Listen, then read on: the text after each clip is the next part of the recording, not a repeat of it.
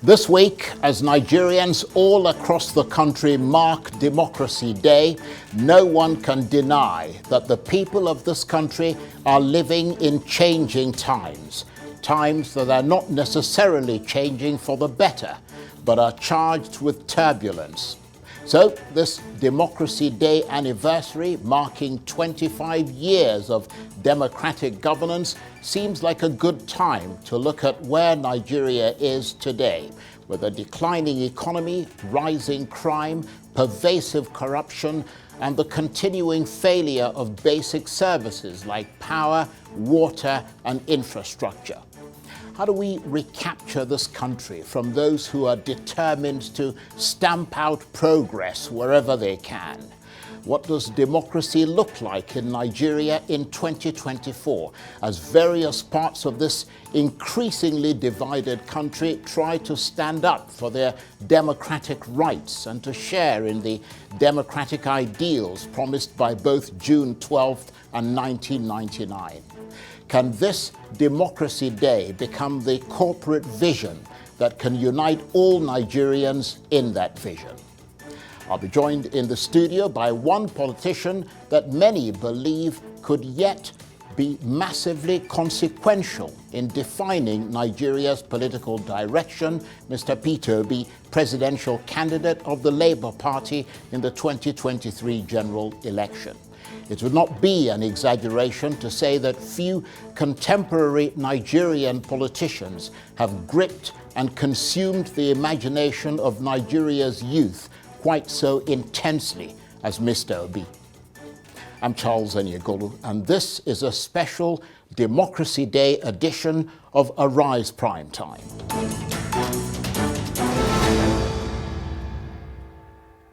So, after a quarter of a century of unbroken democracy, where is Nigeria heading now? Well, if you scratch away the surface of sentiment and political sensibility, what you'll find underneath is deep-seated anxiety. Anxiety about the future of this country as Nigerian politicians continue to punish the people with years of failing governments, whilst remaining unchastened by their own flops, even as they push the people towards the razor's edge in an atmosphere of rumbling, rivalrous hostility. We know what Nigeria was in transition from in 1999, military dictatorship. But what is it in transition to today, amid so much poverty, insecurity, and fear? Are we witnessing the strengthening or the weakening of the democratizing experiment in post-military rule Nigeria? What are the political consequences of the absence of the dividends of democracy and the presence of the degree of destitution that Nigerians are experiencing 25 years after the return of democracy? I understand the economic difficulties we face as a nation right now. Our economy has been in desperate need of reform for decades. It has been unbalanced because it was built on the flawed foundations and over-reliance on revenue from exploitation of oil. The reforms we have initiated are intended to create a stronger, better foundation for future growth. There is no doubt that the reform has occasioned hardship. I feel your pains. Yet, there are necessary repairs required to fix the economy over the long run so that everyone has access to economic opportunity, fair pay, and compensation for its endeavor and labor. As we continue to reform the economy, I shall always listen to the people and will never turn my back on you. President Tinubu there delivering his Democracy Day address. Well, today we put the big issues at the heart of the debate to Mr. Peter Obi: the evolution of democracy, the economy, the rising cost of living, insecurity, President Tinubu's 1 year in office, whether the opposition parties are on the cusp of a merger, and the odyssey of unhushed arguments between a coterie of splinter groups within his Labour Party. As Nigeria marks this silver anniversary, is there a silver lining for Mr. Obi himself and for Nigerians? Or does it portend a cataclysmically black cloud? And Peter Obi joins me now in the studio. Thank you very much indeed for coming in. Thank you, Mr. Charles. And happy Democracy Day. Thank you. You've been away from television for a while. You've been making very few comments about a lot of things that have been happening. Why is that? Well, just following up, I'm making sure that other people make the comments and I listen, because part of leadership is also listening and learning. And that's what has been happening. I've also been contributing a bit of mine. Indeed. This week, of course, Democracy Day, it's being marked this week here in Nigeria. How concerned are you that democracy in this country remains extremely fragile, and some would say in peril, after a quarter of a century? Well, for me, that was part of my comments today, because you said I tweeted today. The question is, the fundamental question to ask today is to ask, are we truly democratic? Unexamined life is not worth living. You must at any step try to examine what we are doing. After 25 years of experimenting and trying to be a democratic country, it is now time to ask questions. Are we truly democratic? And you start by defining what it's supposed to be. Democracy is supposed to be government of the people, by the people, for the people. So the fundamental question, is this government of the people? Is it by the people? And is it for the people? Beneath this is supposed to be a benefit for the people, which is not there today. Absence of which have led to leadership failure over the years that brought massive corruption, hunger, sufferings, all sorts of pain, insecurity, everything. So the opposite is what we've experienced. What we should actually be celebrating is that some sort of state capture, where those who have captured it have cornered all the benefits that are meant for the people. All the people are supposed to see in terms of good education, good health, and pulling them out of poverty have been cornered by the few that have captured the system. And they continue at the suffering and expense of all. And the list is endless. You can go there and see the measure of democracy. We are 4.23, which shows we're low. You look at the hunger index, we are 109 over 124 countries measured, which shows we're low. You look at corruption index, we are 145 over 180 countries, which shows we're low. You look at law and order, which is supposed to be an intangible asset that drives democracy. We're very low. We're 120 over countries measured. So you could see we're low in every facet. If you compare even the electioneering process that brings our leaders into office, again, we're very low. Let's just take the recent 3 elections in comparable countries of South Africa, India, Mexico. In all these 3 countries, first is that over 60% of registered voters participated in voting. Polling booths opened, over 80% opened on time and closed on time without incidents, no ballot snatching, no this and everything.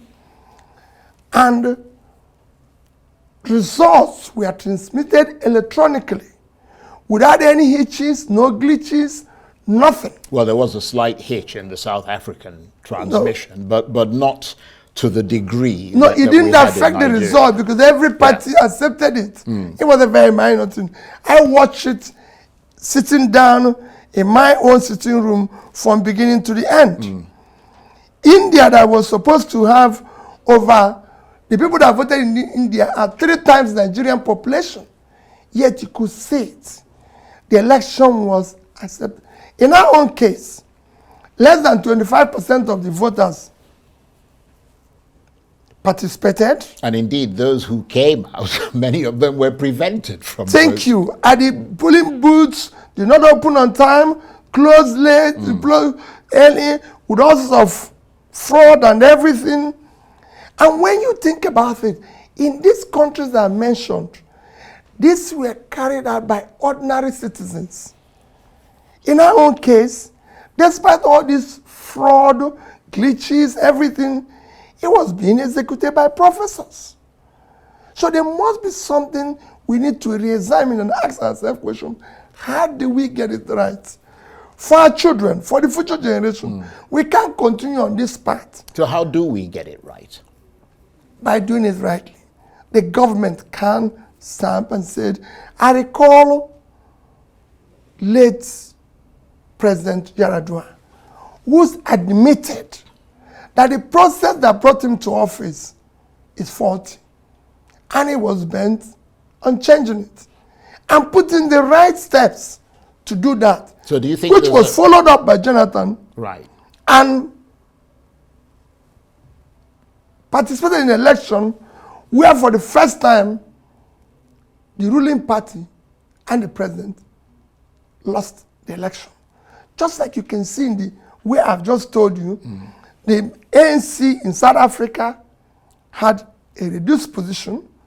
In India, the same thing happened. They accepted it. So do you think that the reason for this problem that you've identified is politicians in power consciously refusing to give those institutions the latitude to operate? Exactly. And making sure it happened. Institutions must be respected by those in office. They must make sure for the future of the society, for the future of our children, a leader or those who are in leadership must do things rightly.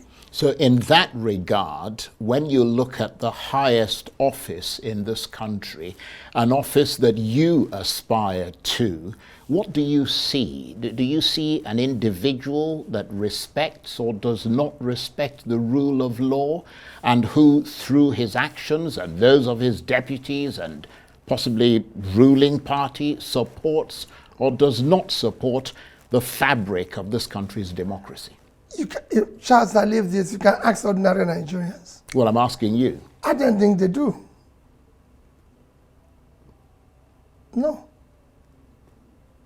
They don't. That's why it's happening. If they do, it won't happen.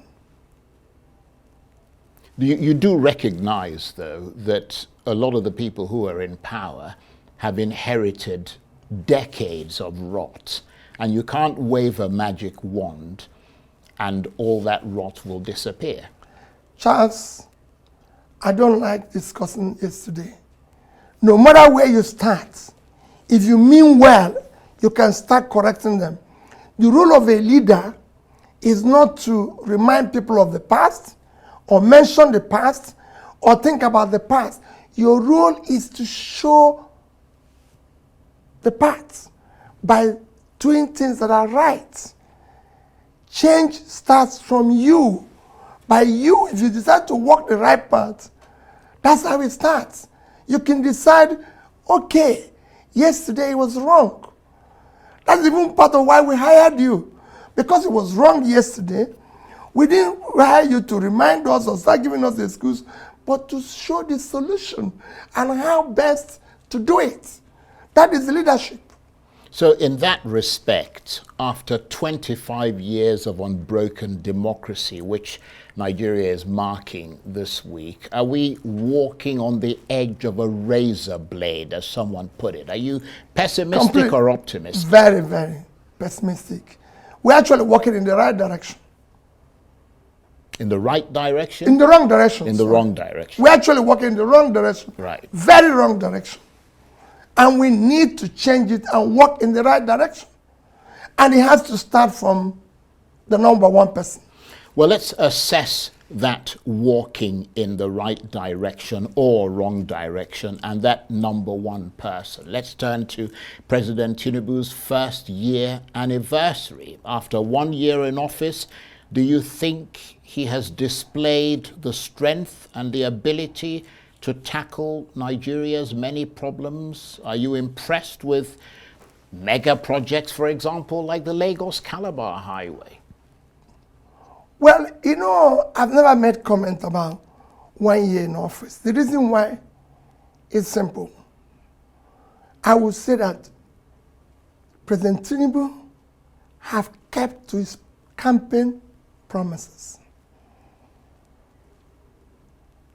Throughout the campaign, he consistently maintained that he will continue from where Buhari stopped.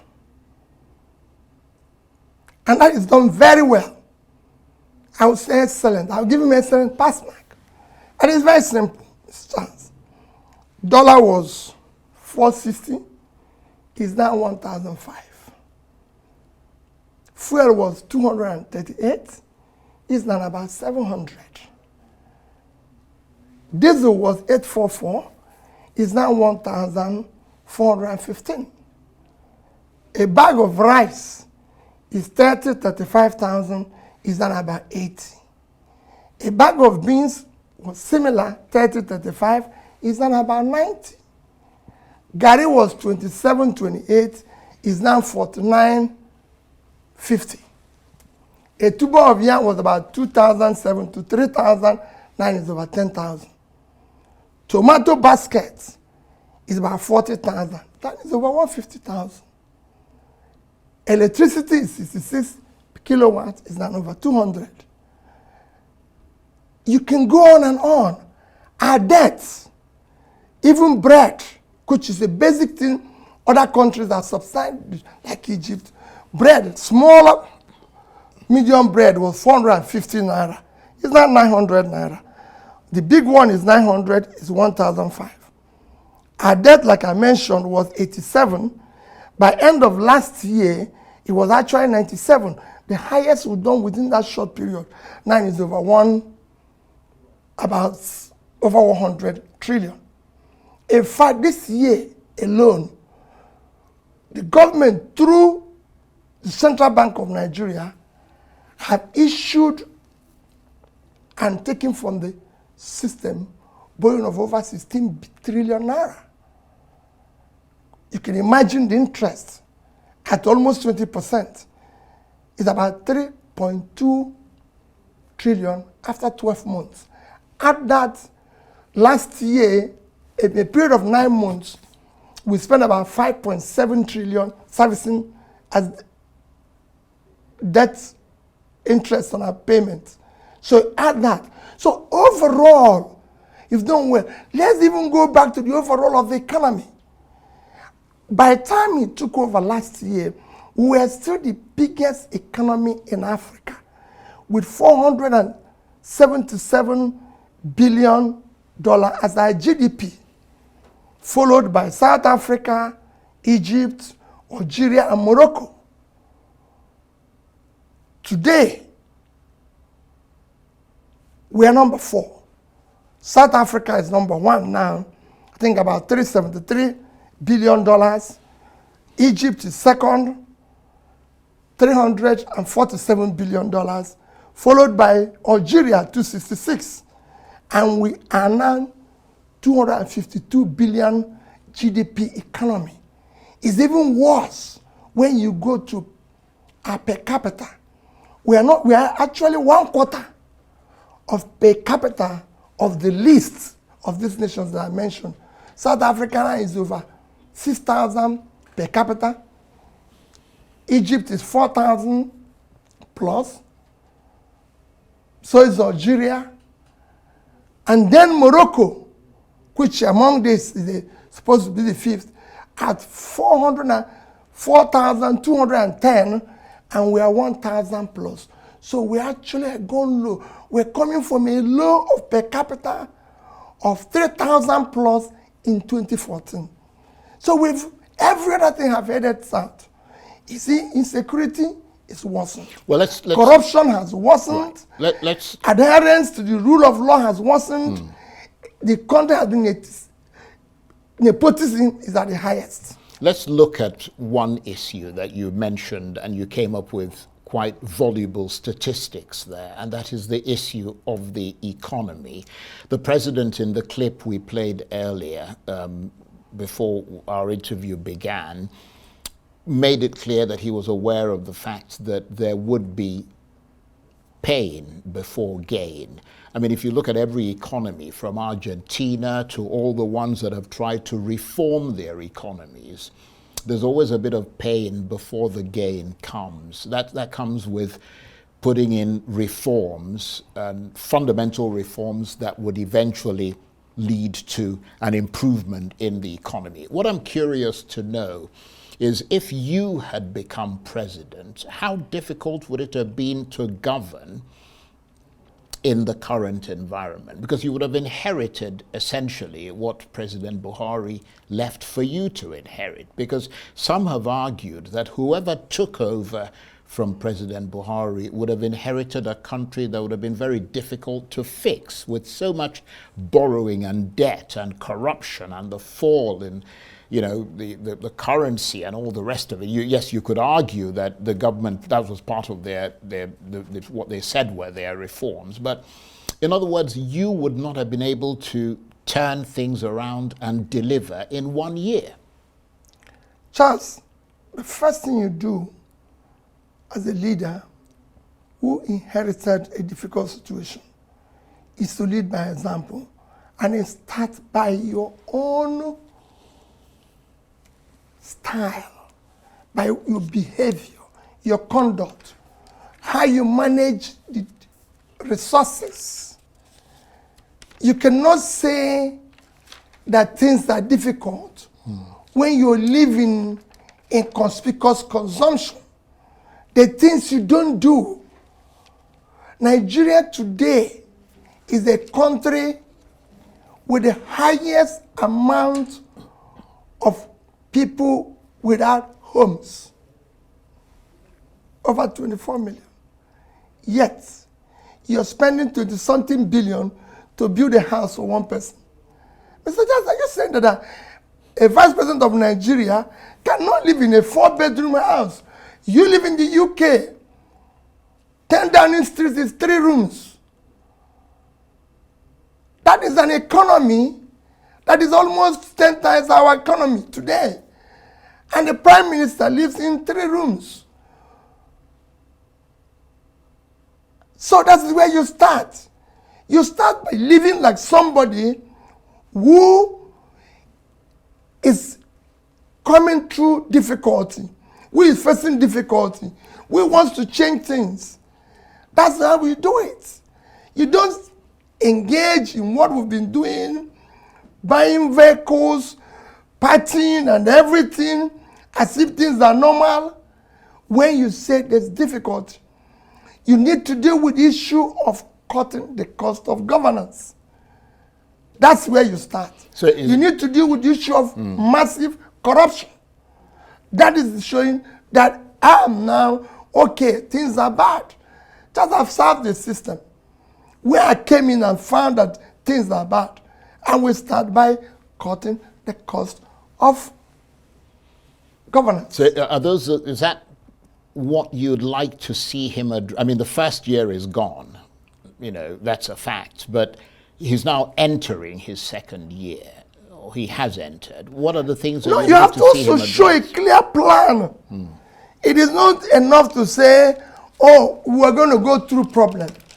If we're going to go through problem, this is very simple. You enter a plane.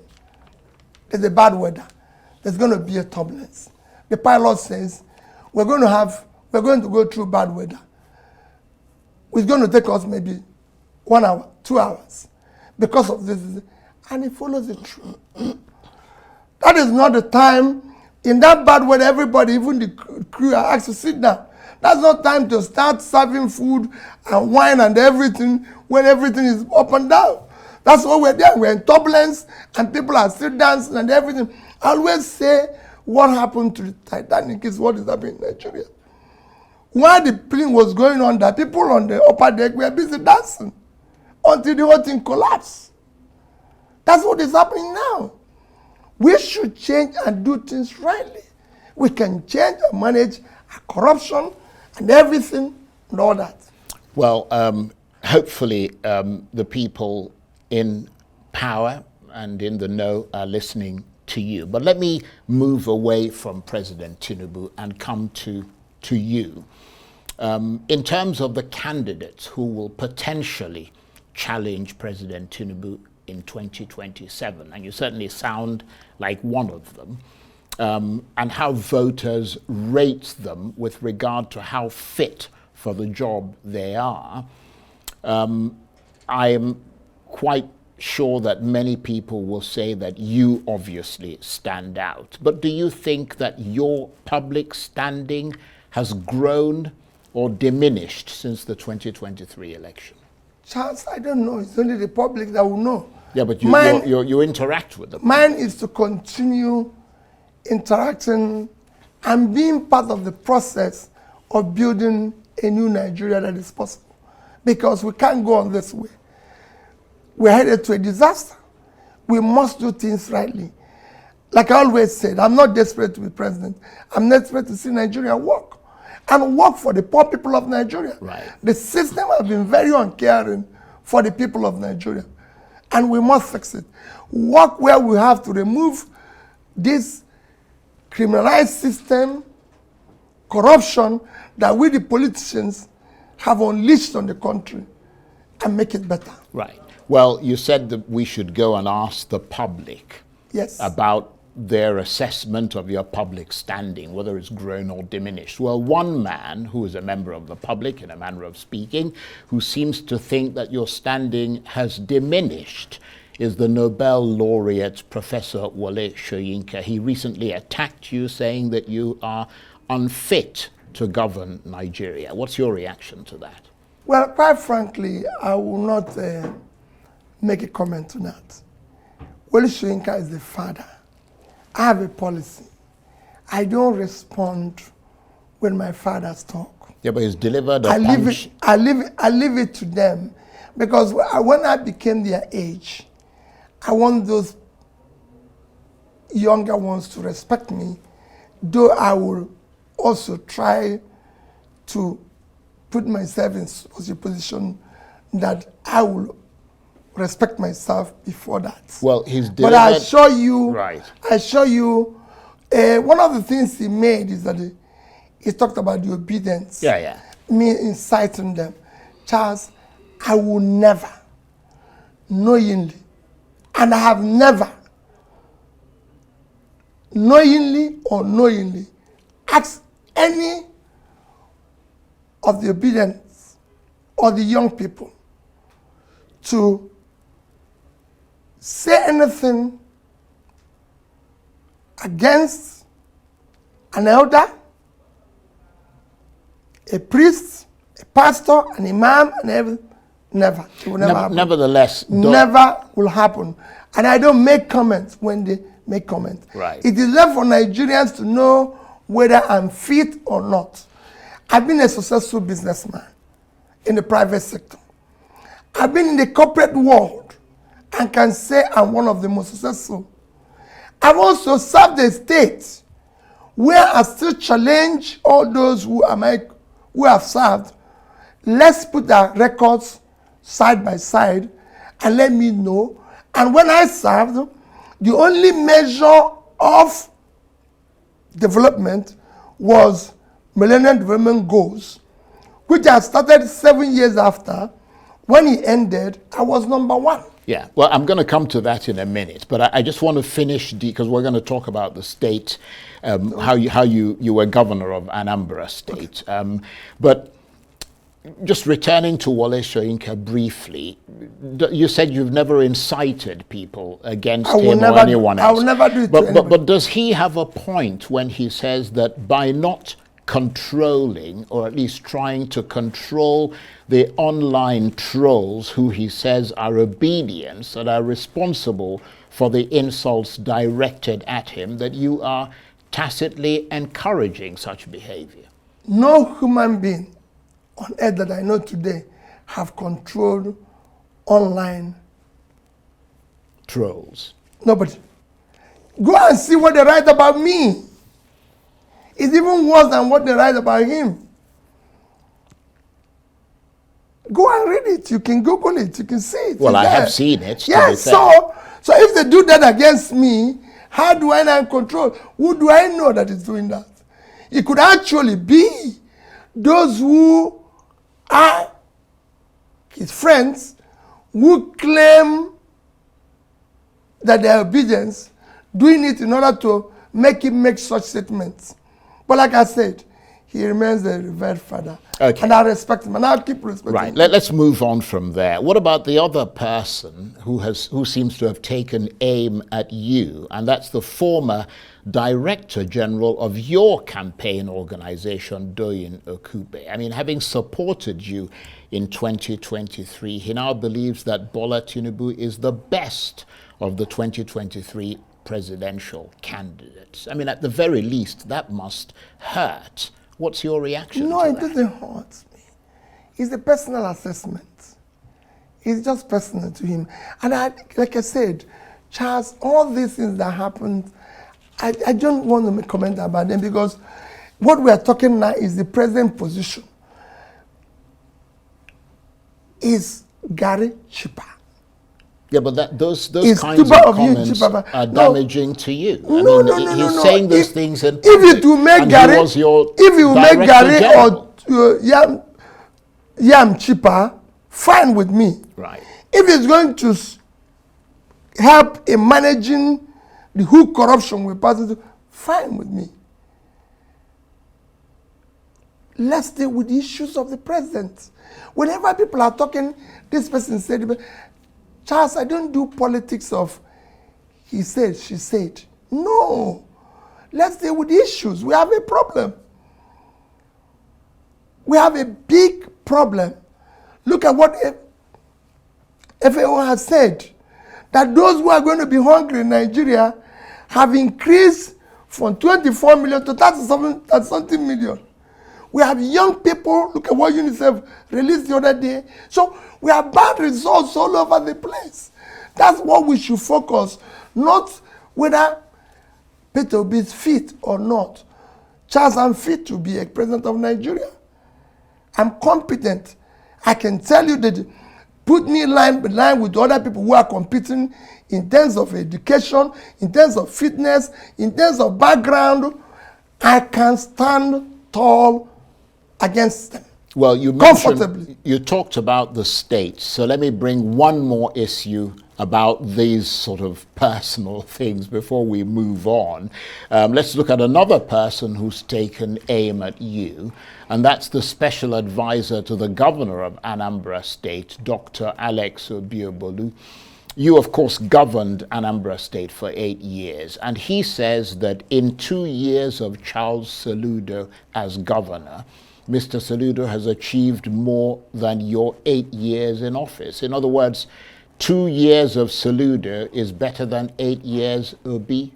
What's your response? Well, again, Charles, I don't like talking about issues like this. But because you mentioned it, let me tell you, Charles, let people go and look at my electoral promises to the people of Anambra State. Education, health, pulling people out of poverty, making sure there's access to rural areas. And I can tell you, they were the measures of MDG, and I was number 1. I was number 1 in education. I was there in health. I was there in pulling people. Go to Go and ask those who ran Office of Poverty Alleviation, like Professor Dr. Bacall and everything. Go and ask Samsudeen. I was number one. What I promised, I delivered. I have to be fair. I saw that the evidence of that online. Thank you. In terms of those I think the European Union and all the rest Everybody. of them, their rating was that Anambra State was number one. Finished it and was able to even left a savings, subnational savings, for the first time in Nigeria, for future generation. Nobody had ever done that. What I promised, I delivered. My brother, my senior brother, Soludo, promised Dubai, Taiwan. So until Anambra becomes that, because you must stick to what you promise.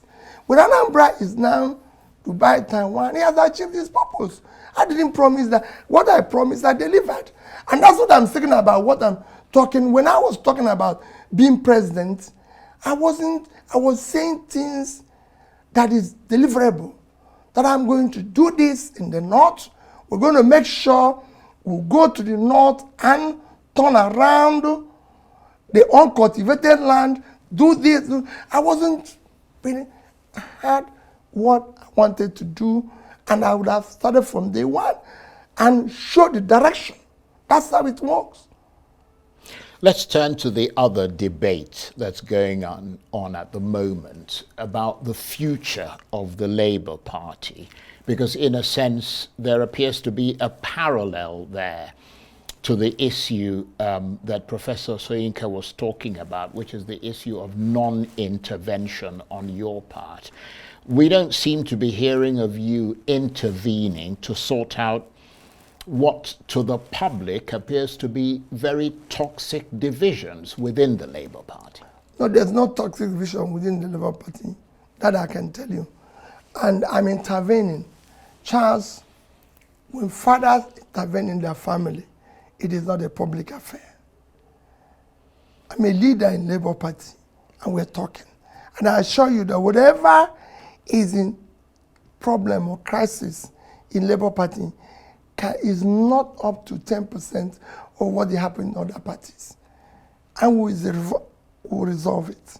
And do so amicably. Right. Nevertheless, there appears to be, I mean, you said you're doing it privately. No, we're doing that. We're doing it. But there are a lot of people in the Labour Party who are doing theirs publicly. And in that context, there appears to be an extraordinary realignment taking place within the Labour Party. At the outset, it was Mr. Papa and Mr. Arabambi and all the rest of it taking aim at Julius Abure, the chairman of the Labour Party, accusing him of forgery, fraud, and all the rest of it.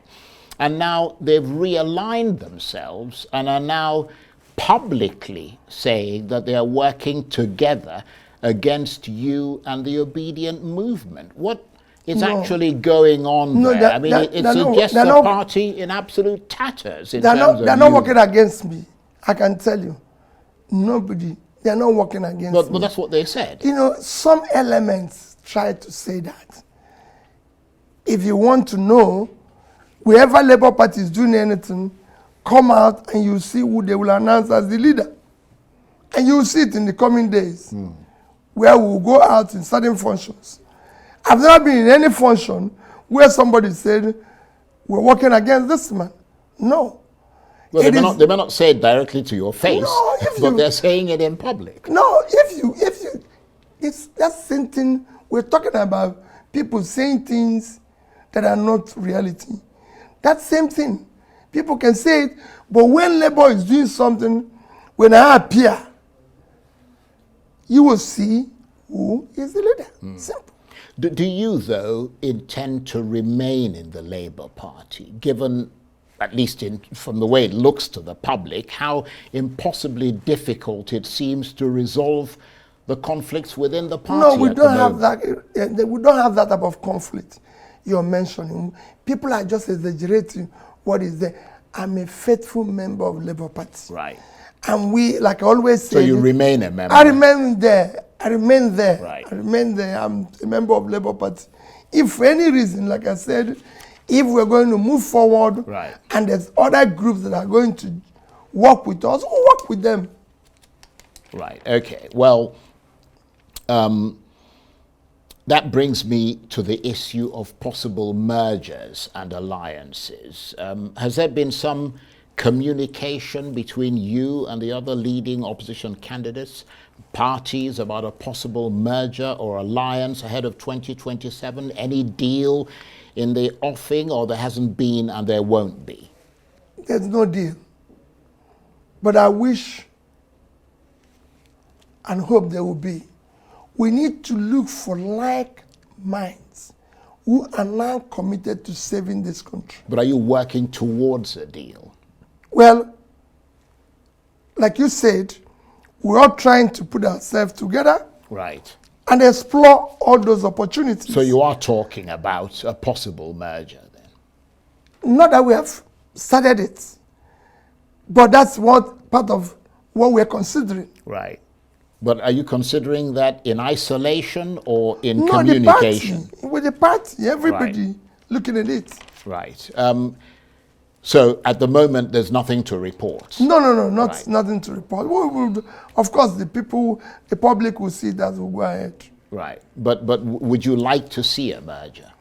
I want the like minds and those who can see that we are in difficulty to come together and save this country for the future of our children. Okay, well, let's move away from that, because obviously there's nothing to report.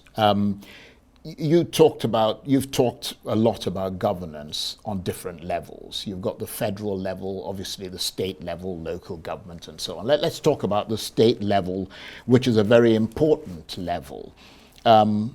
I wonder whether you might be able to tell us whether there's any governor you feel, because you assessed President Tinubu's 1 year in office. Let's assess it on the state level. Is there any governor you feel has had a good first year in office amongst the current crop of governors? Of course, you should see Governor Oti, what he's doing. Well, he's your Labour Party, so it's people would about, say you would say that, No, it's wouldn't about you? the people. Forget about whether it's in Labour Party or not. You go to the people. Whenever I do assessment about governance, I talk to the people. I talk to people from Abia. It is not about anything. You could see it. You got the people feel. The comments of the people. Governance, Charles, is about the people. That's why whenever you ask me questions, I say, go to the people. It's how the people feel. When you ask me about Anambra State, I say, go to the people. Or Charles, I invite you in Anambra State. Let me walk the streets of Anambra State, and you see how the people will tell. Everything that I know that you can use to measure government, while I was in government, the people felt it. I want the best state with road network in this country by Federal Ministry of Works that is supposed to be in opposition. So I can go on and tell you what we were able to do. So for me, it is the people of Abia that I'm listening to. And there's other governors, of course, that are doing their best. Maybe they're not in their first year, but definitely he stands out. Yeah, but what about the other governors? You said there were others. No, Who are they? I'm sure. Because a lot of people will say, yes, okay, Labour Party, you would say that. I read. These are based on what I read. Right. I used to tell people that, considering what is happening, say, in Boronu, that I see the governor there, Zulum, trying to contain the insecurity. And at times, take it on first hand and everything. So quite frankly, it's for me to assess the other states. I didn't go assessing them. Now I'm at a point where I'm going to look at what is happening in different states and ask questions from the people. But I don't make comment unless it's from the people. Right, I understand that. Now, you mentioned state capture at the beginning of our chat. Which is huge corruption. Yes, and everything. and you used the example of elections that have taken place in South Africa, Mexico, India, where the Electoral Commission is seen to be independent and has done the job that they were charged with doing. What would you do with the Electoral Commission in Nigeria? Same thing. Insist that they do their work independently and that democracy is what it should be if I have the opportunity. Charles, I've served as the governor. I never interfered with any institution. Go and ask those who were in the judiciary while I was there. Not one day did I interfere. Go and ask those who were in education like universities. Not one day. Go and ask the police, the army, all security, whether there's one day Peter Obi said, go and arrest this person or do this is wrong. In fact, when I was doing my second tenure, go and ask the security people that came to meet me, INEC, DSS, police, army, they came to meet me. And I told them, all I want is let all my votes be my vote. I don't want one extra vote that is not for me. And I don't want one of mine to be.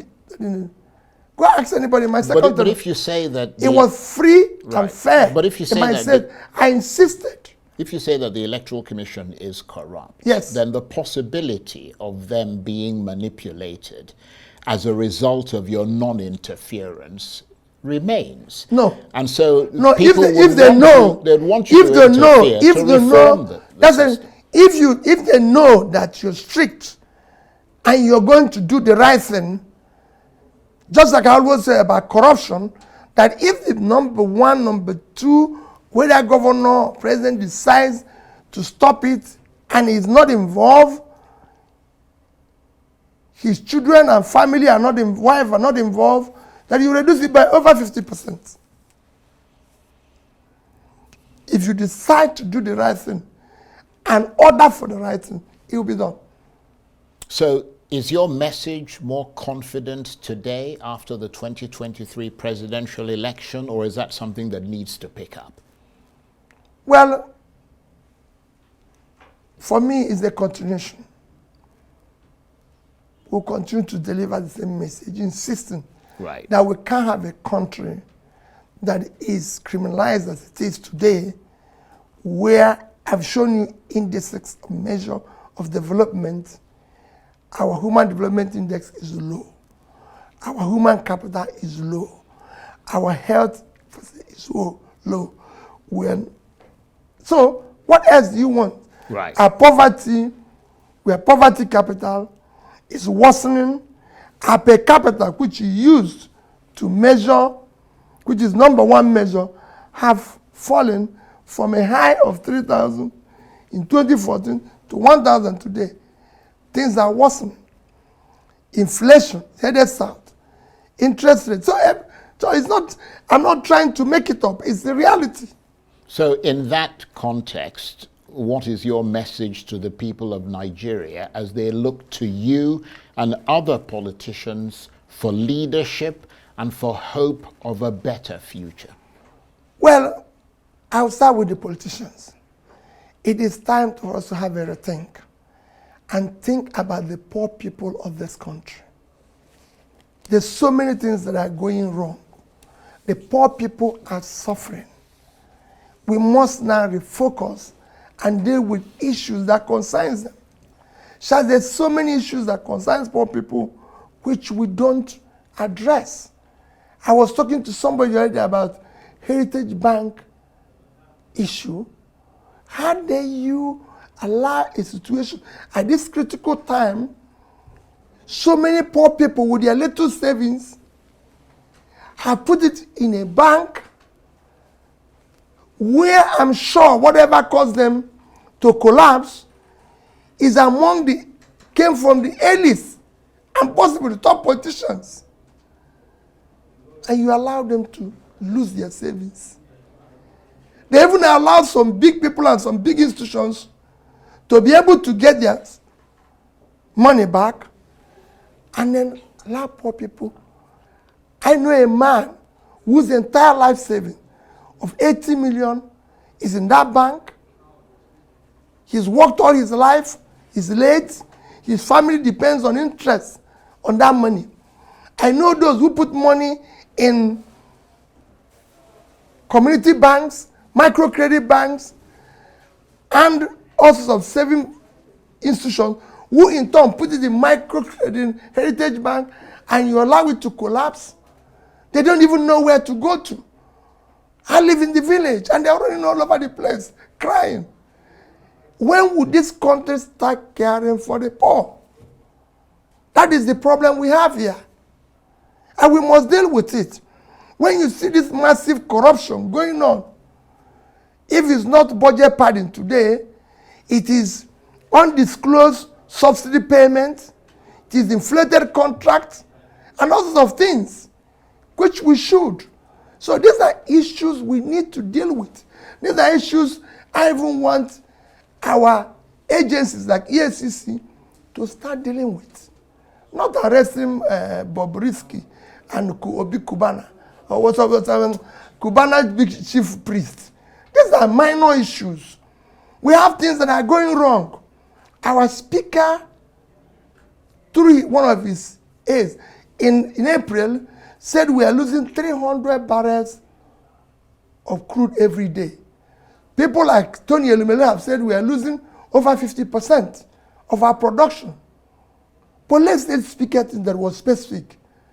300 barrels a day, Charles, times 75, which is the minimum you can get today, is $22,500,000.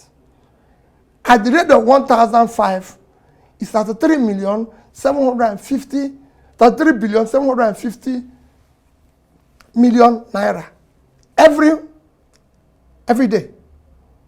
Times it with 1 month is $1,012.5 billion naira, which is about what the 3 tiers of government share every month.